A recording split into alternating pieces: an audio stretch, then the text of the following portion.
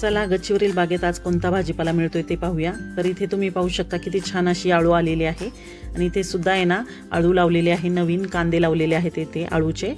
हा टब फुटलेला आहे पण तरी पण हा रिकामा होता म्हणून मग याच्यामध्ये मी आळू लावलेली आहे आणि इथे सुद्धा छान आळू आलेली आहे। तर बरीच आळूची पानं मिळत आहेत एका वेळेस। इथे सुद्धा ट्रेमध्ये आळू लावलेली आहे।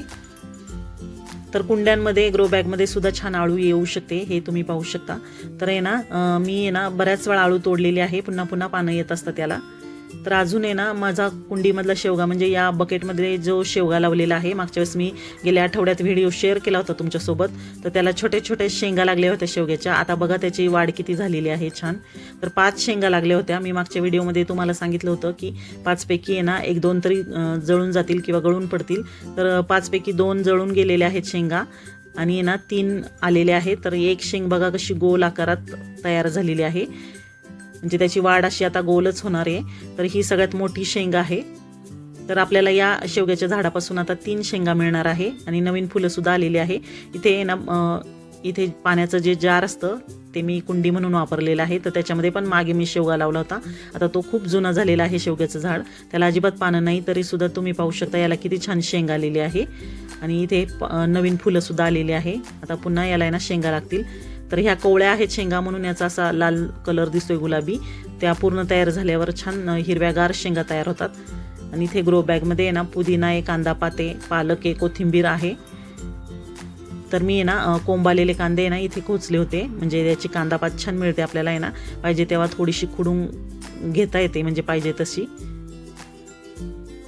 तर छान हिरव्यागार अशा माझ्याकडे पालेभाज्या भाज्या आहेत। पुदिना पण खूप सुंदर आलेला आहे आणि मी लागेल तेव्हा तोडत असते पुदिना।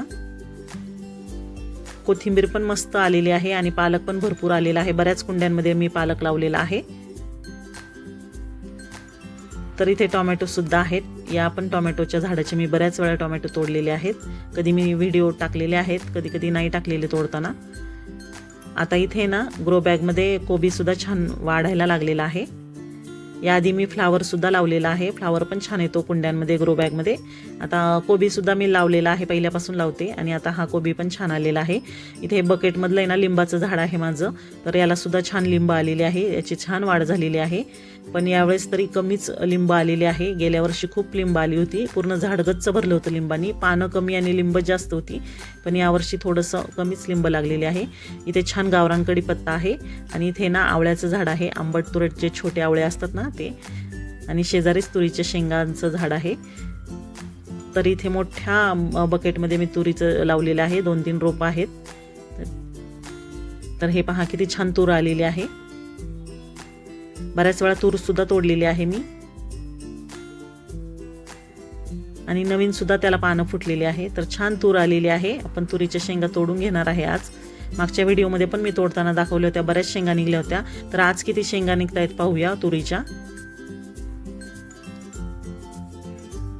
नेहमीप्रमाणे आज व्हिडिओ मी एकटी शूट करत आहे, एका हाताने मोबाईल घेऊन एका हाताने शेंगा तोडत आहे। तर हे पहा किती छान तूर निघालेली आहे। अजिबात कुठलेही औषध फवारलेलं नाहीये, कारण कसं होतं विकत जेव्हा आपण घेतो ना या तुरीच्या शेंगा, त्याच्यावर भरपूर औषध फवारलेलं असतं, त्याला भरपूर कीड लागत असते। पण आहे ना हे माझं गार्डन आहे ना, याच्यामध्ये मी सर्व भाज्या ऑर्गॅनिक पिकवते, याच्यावर कुठलेही केमिकलची औषधं फवारत नाही मी।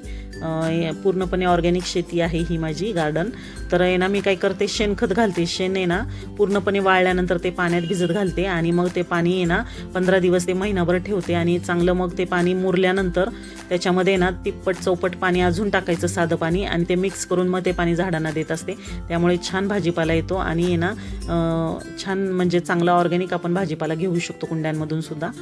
जर तुमच्याकडे जर आहे ना शेणखत नसेल तर तुम्ही विकत गवऱ्या आणतो ना, आपण होळीसाठी जाळायला गवऱ्या आणतो, त्या गवऱ्या आणून सुद्धा आहे ना गवऱ्यांचे तुकडे करायचे आणि पाण्यामध्ये भिजत घालायचं आणि मग आहे ना पूर्ण एक 15 दिवस महिनाभर ठेवल्यानंतर त्याच्यामध्ये अजून 2-4 पट पाणी टाकून आहे ना ते व्यवस्थित मिक्स करून ते पाणी झाडांना तुम्ही दिलं ना तरी छान रिझल्ट मिळतो, छान भाजीपाला येतो कुंड्यांमध्ये सुद्धा। तर आहे ना मी आता एवढ्या शेंगा तोडलेल्या आहेत तुरीच्या आणि छान टपोऱ्या शेंगा आहेत, अजिबात कीड नाहीये, एक सुद्धा शेंग किडीची नाहीये। तर उरलेल्या सर्व शेंगा मी तोडून घेते।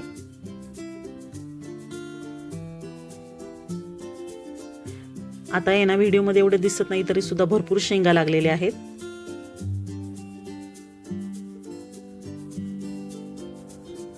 हे पहा, एवढ्या शेंगा आपल्याला मिळालेल्या आहेत तुरीच्या. अजून थोड्याफार कुठं चुकून राहिल्या त्या तोडून घेते.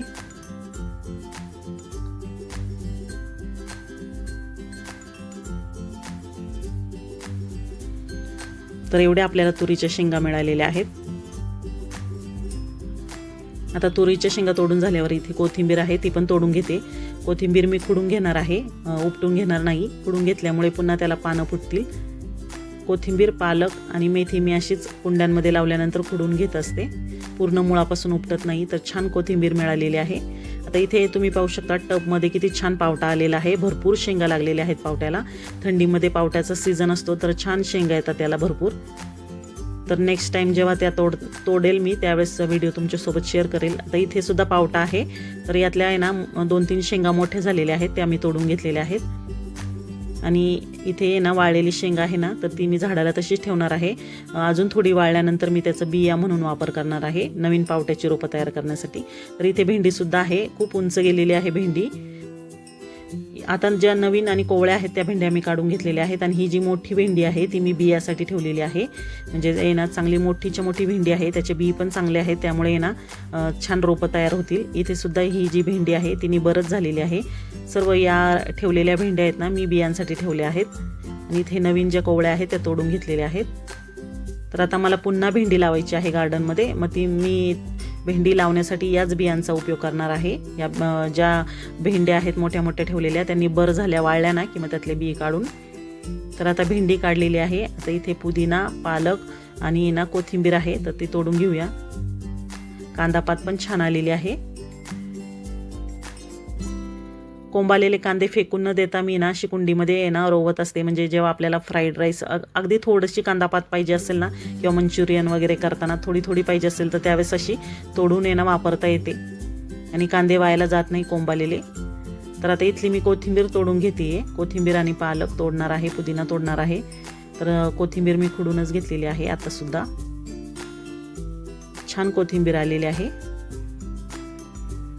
आता पालकची पण छान पानं आलेली आहे, तर ती पण तोडून घेते. जी खराब आहे ती टाकून देणार आहे.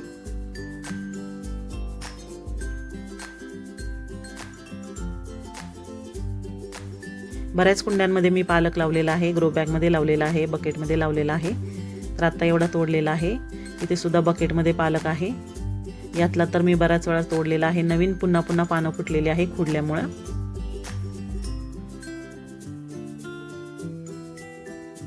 तर एवढा पालक काढलेला आहे आपण. आता थोडासा पुदिना पण पाहिजे मला, मग पुदिना पण तोडून घेते.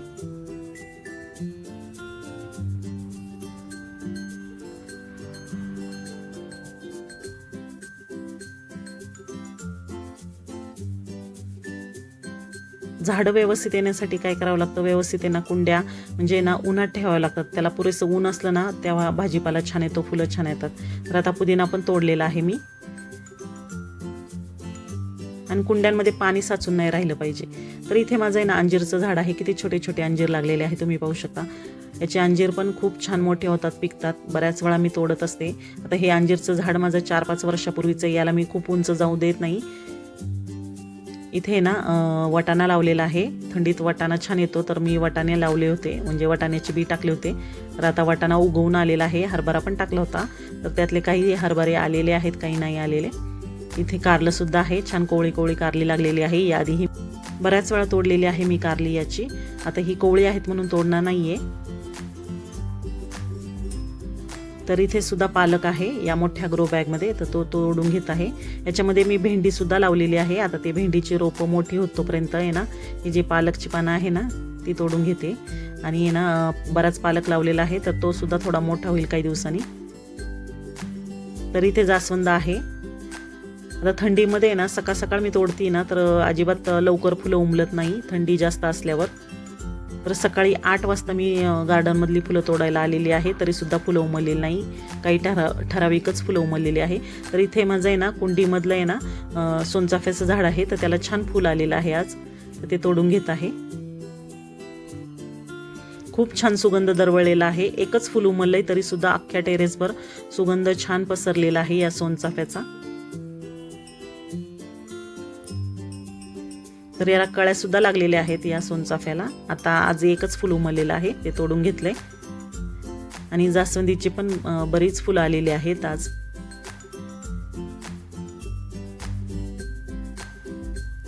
तर आता जास्वंदीची फुलं तोडून घेते. आता काल काय झालं, मी तोडली नाही फुलं, त्याच्यामुळे ना बरीच फुलं झाडाला सुकून गेलेली आहे. तर ती तोडणार नाही मी, ती टाकून देणार आहे किंवा झाडालाच ठेवणार आहे. आणि जी अर्धवट उमललेली आजची फुलं आहे ना ती तोडणार आहे. ती तासाभरातच पूर्णपणे उमलून जातात घरात नेल्यानंतर. थंडीमध्ये फुलं लवकर उमलत नाही. ही अशी अर्धवट तोडली ना तरी उमलतात घरात नेल्यानंतर. तर एवढी या जास्वंदीला फुलं मिळालेली आहे. तर इथे मखमल झेंडू, छान लाल पिवळा झेंडू आहे, तर तो सुद्धा तोडून घेत आहे. बरीच झाडं आहे माझ्याकडे मखमल झेंडूची सुद्धा. तर खूप सुंदर दिसतात त्याची फुलं, त्याच्यामुळे माझ्या गार्डनमध्ये नेहमीच हा झेंडू असतो. आणि म्हणतात असं की गार्डनमध्ये ना झेंडूचं झाड असावं, त्याने ना कीड लागत नाही गार्डनमध्ये अजिबात. त्यामुळे माझ्या गार्डनमध्ये बऱ्याच वेळा म्हणजे ना झेंडूची रोपं नवीन नवीन पुन्हा पुन्हा तयार होतात, तरी मी काढून टाकत नाही. कदाचित त्यामुळे सुद्धा माझ्या गार्डनमध्ये ना कीड लागत नाही कुठल्या भाजीपाल्याला. तर आता इथे जास्वंदीचं फुल तोडलेलं आहे. आता उरलेले ही मखमल झेंडूची फुलं सुद्धा तोडत आहे मी.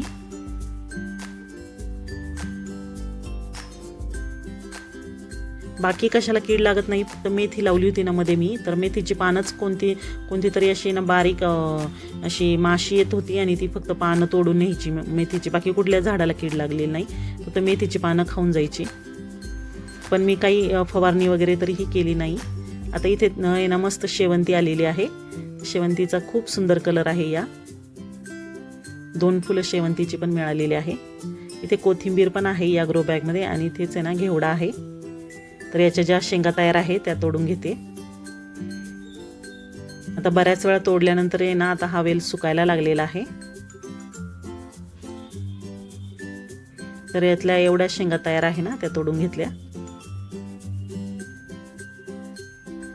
वालीच्या शेंगांचे सुद्धा माझ्याकडे वेल आहेत आणि आता सध्या नाही त्याला शेंगा, पण मागे भरपूर वेळा शेंगा तोडल्या आहेत मी त्याच्या.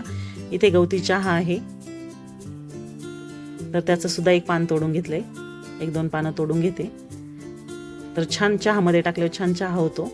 तर आज आपल्याला एवढी फुलं आणि भाजीपाला मिळालेला आहे.